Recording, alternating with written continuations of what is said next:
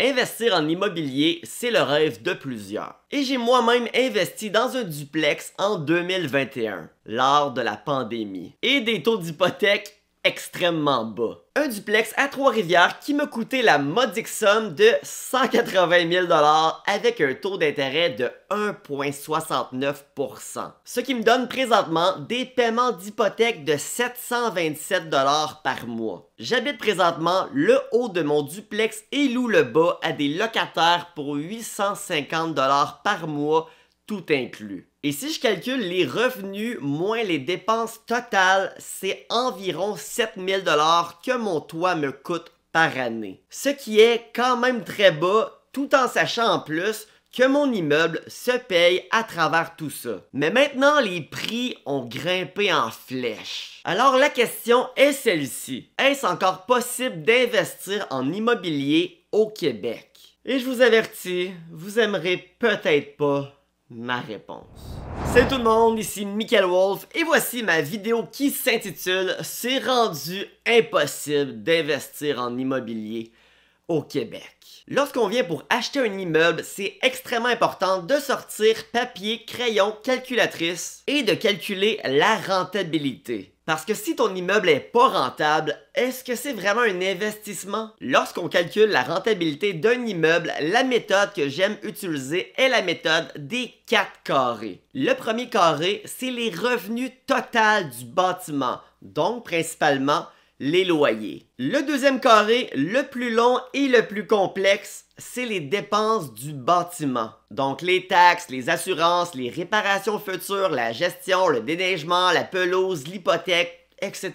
Et une fois que nous avons tous les chiffres en main, nous pouvons passer au troisième carré, le cash flow. On prend tout simplement les revenus moins les dépenses, donc le premier carré moins le deuxième. C'est donc très facile à calculer. Et on espère bien évidemment que le chiffre soit dans le positif. Parce que si ton immeuble te coûte plus cher qu'il te rapporte, c'est pas une bonne nouvelle. Mais ici, les calculs ne se terminent pas encore. On doit se rendre au quatrième carré. Le rendement, le retour sur investissement. Cette section consiste à prendre en compte combien ton immeuble t'a coûté en investissement initial. Donc on doit additionner la mise de fonds, les frais de bienvenue, le notaire, les rénovations s'il y en a. Et finalement, nous pouvons diviser le cash flow du troisième carré avec l'investissement total du quatrième. Et encore une fois, on espère obtenir un chiffre dans le positif. Pour vous donner un exemple, j'ai utilisé les chiffres de mon duplex acheté en 2021. Et j'ai utilisé ces chiffres comme si je louais le bâtiment au complet. Donc, une mise de fonds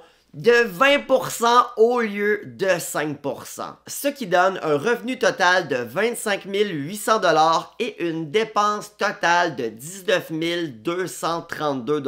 Nous avons donc ici un cash flow positif de 6 568 $ par année. C'est déjà une bonne nouvelle. Et si on regarde maintenant le quatrième carré, on voit qu'on a un investissement total de 38 836 $. Donc 6 568 $ divisé par 38 836 $ fois 100, ce duplex a un retour d'investissement de 16,91%. C'est donc une très bonne nouvelle. Mais aujourd'hui, nous sommes en 2025 et les taux d'intérêt ne sont plus du tout à 1,69%. Et les prix des immeubles ont éclaté. Et j'ai beau chercher tous les immeubles que j'analyse, j'arrive même pas à me rendre au quatrième carré, puisque le troisième est déjà dans le négatif. Alors, à titre d'exemple, je me suis aventuré sur Centris pour analyser quelques immeubles à revenus. Et on va en regarder 2 à Trois-Rivières et 2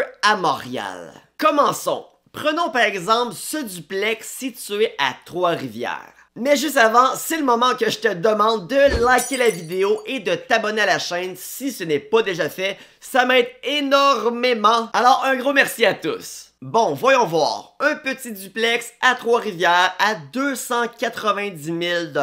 Et selon l'annonce, il y a une possibilité de revenu de 17 100 $ par année. Il semble déjà là, ça part pas très bien.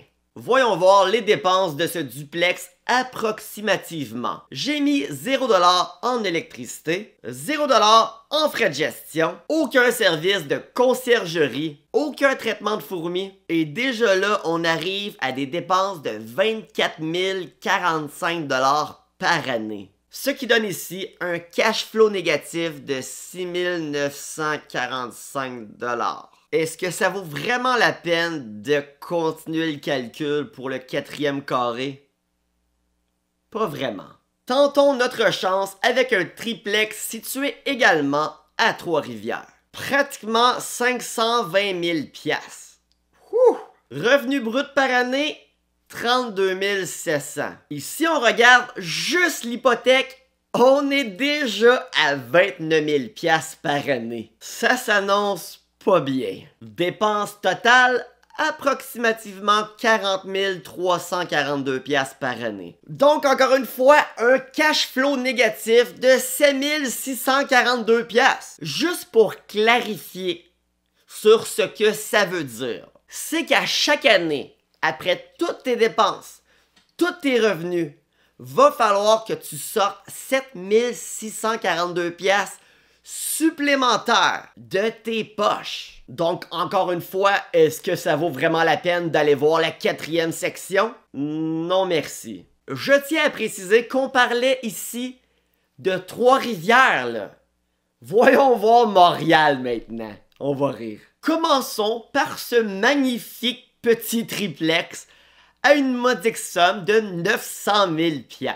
Revenu brut possible, 45 972$ par année. Oui, 46 000$ par année pour un bâtiment de 900 000$. Regardons l'hypothèque. Ouais, l'hypothèque dépasse déjà le revenu de l'immeuble. 50 184$ d'hypothèque par année. Avec le reste des dépenses, on arrive environ à 65 102$ par année. Donc, un cash flow négatif de 19 130$. Ça vaut-tu la peine de calculer la 4e section? Tous ensemble? Non, merci! Deuxième triplex, je vous prie. Vous pouvez vous procurer ce charmant petit duplex pour la modique somme de 1,1 million de dollars. L'hypothèque, après une petite mise de fonds de 221 800$, 61 920$ par année. Revenu brut possible avec cet immeuble, 58 800$. Je pense qu'on va même pas prendre la peine de calculer les autres dépenses. Quand ton hypothèque surpasse déjà les revenus de l'immeuble, bon, je suis pas un expert en immobilier. Mais comme j'ai dit, quand c'est rendu que ton hypothèque, sans même compter les taxes, le service de déneigement, la pelouse, les réparations futures, etc., quand l'hypothèque surpasse la rentabilité, les revenus de l'immeuble, il y a un méchant problème, là. Je dois pas être le seul à trouver ça problématique. Et je tiens à dire, les immeubles que j'ai utilisés à titre d'exemple dans cette vidéo, c'est pas des châteaux, là. C'est pas du luxe. Alors, est-ce que c'est encore possible d'investir en immobilier au Québec? Sérieusement, après tout ce que je viens de te montrer, je te laisse y réfléchir. Il y a plein d'influenceurs en immobilier qui vont te dire que oui. Les mêmes influenceurs qui vont te dire d'acheter leur formation, de comment faire de l'argent avec l'immobilier. Pour ma part, je me considère vraiment chanceux d'avoir acheté mon duplex à un bon moment. Mais comme j'ai dit, je suis loin d'être un expert en immobilier. C'est pourquoi j'aimerais avoir ton avis. Honnêtement, après avoir écouté ma vidéo, t'en penses quoi?